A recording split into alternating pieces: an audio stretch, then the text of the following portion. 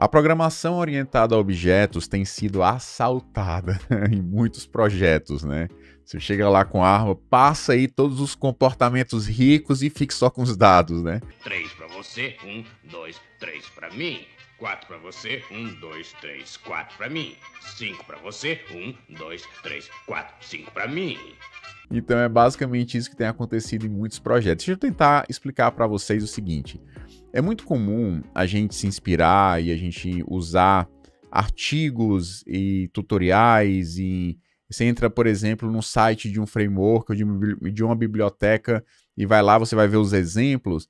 É muito comum você ter um modelo de objeto simplificado, porque o objetivo desses sites, desses tutoriais, não é te mostrar uma modelagem correta, é simplesmente mostrar como usar uma determinada biblioteca ou um framework, por exemplo, de uma API REST, alguma coisa do tipo. Então, você vê lá um modelo extremamente simples, e esses modelos simples estão espalhados na internet inteira, e você sai replicando esses mesmos modelos simples dentro da sua aplicação.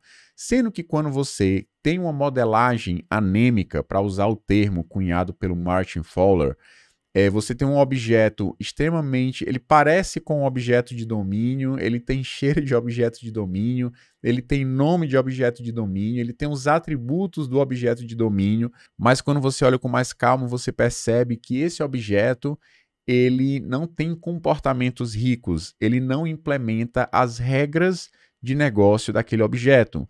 Olha como é uma violação que bate central, assim, vai no coração da orientação a objeto. Por quê? Porque você acabou de separar os dados dos comportamentos.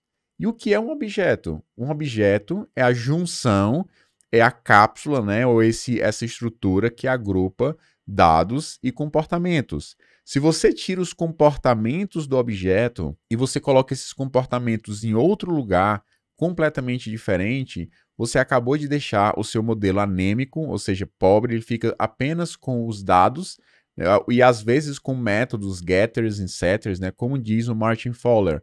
Um objeto acabou virando uma sacola de getters e setters. Então, se você tem o seu objeto simplesmente como uma sacola de métodos getSet com vários atributos privados ou mesmo atributos públicos, você tem apenas uma sacola de dados e nada mais do que isso.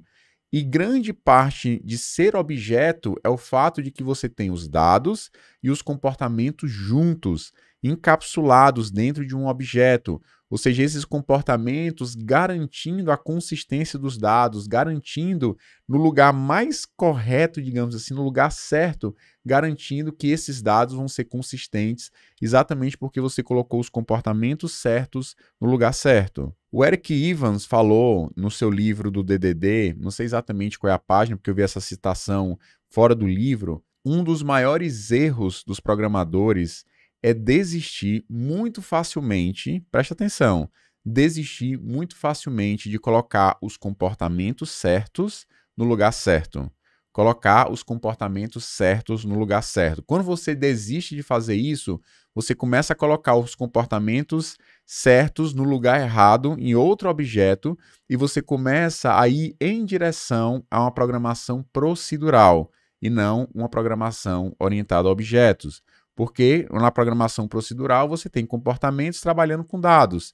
E se você tira os comportamentos de dentro do objeto, basicamente você está fazendo colocar o comportamento separado e trabalhar o objeto simplesmente com um dado agrupado de vários atributos. Então essa maneira de se trabalhar com a modelagem anêmica e você separar os comportamentos ricos do objeto é, digamos assim, o que eu chamei no início de um assalto à O. Você simplesmente tira uma das características mais importantes, que é juntar os comportamentos com os seus dados e ter a capacidade de colocar o comportamento certo no lugar certo para que você possa evitar, por exemplo, duplicações de código, você evitar o famoso dry, don't repeat yourself. Essa terminologia dry é inclusive muito mal entendida quando você pensa simplesmente o dry como uma mera duplicação de código. Porque às vezes um código ele é duplicado, ele parece ser duplicado, mas ele não está violando o dry.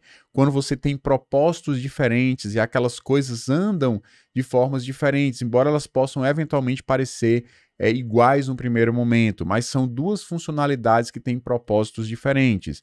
E às vezes, você replicar um mero número, como o número 120, por exemplo, 120 dias para devolver um determinado produto dentro o prazo da garantia desse tipo de produto. Se você pega esse 120 e sai duplicando esse número em vários lugares, você acabou de duplicar algo que diz respeito a uma regra da aplicação. Isso você está violando o DRY. Então, quando a gente pensa don't repeat yourself, ou seja, não se repita, é você não repetir ou você não expressar uma regra de negócio em vários lugares diferentes. Então, quando você tem o cuidado, você pensa, reflete e coloca o comportamento certo no lugar certo, significa que você vai ter uma chance muito menor de precisar replicar esse comportamento em vários lugares, exatamente porque ele já está no lugar certo. Ele já está mais próximo possível do dado que ele vai agir sobre, que ele vai, digamos assim, processar sobre. Tá? Esse é muito importante. Outra coisa importante entender também é que quando você tem um objeto, a ideia também é você não colocar comportamentos que não são resolvidos internamente dentro do objeto.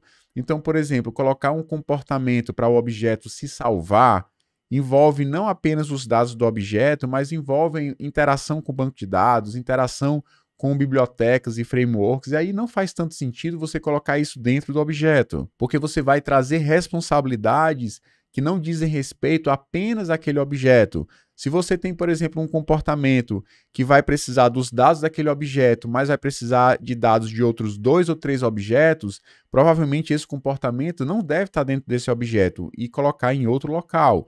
Então, a ideia de colocar o comportamento certo no lugar certo, principalmente quando a gente pensa naqueles objetos que são as nossas entidades, os nossos objetos de valor, e você colocar dentro desses objetos a regra, você vai tirar a regra de locais que não deveriam ter regras e que muitas vezes têm regras na nossa aplicação, como, por exemplo, o Application Service, ou serviço de aplicação, também conhecido como caso de uso. O caso de uso não é um local que nós deveríamos colocar regra de negócio.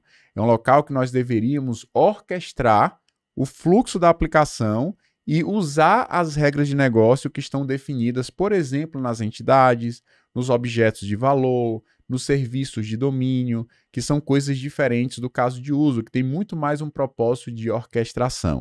Mas o propósito que eu queria falar para vocês é: presta atenção como estão as tuas entidades, por exemplo, que a gente consegue identificar de uma forma muito fácil e direta. Presta atenção se as tuas entidades têm apenas atributos privados e métodos para acessar esses atributos, getters e setters. Se você estiver trabalhando com um projeto assim, muito provavelmente, né, não estou dizendo que todos os projetos precisam necessariamente ter uma modelagem rica, porque existem projetos simples, projetos que são simplesmente cadastros, que são simples o suficiente, que você não precisa se preocupar em ter uma modelagem de domínio mais rebuscada. Mas se você trabalha num projeto complexo e usa objetos que são só atributos e métodos getSet, muito provavelmente as regras de negócio que você deve implementar sobre esses objetos não estão no lugar certo.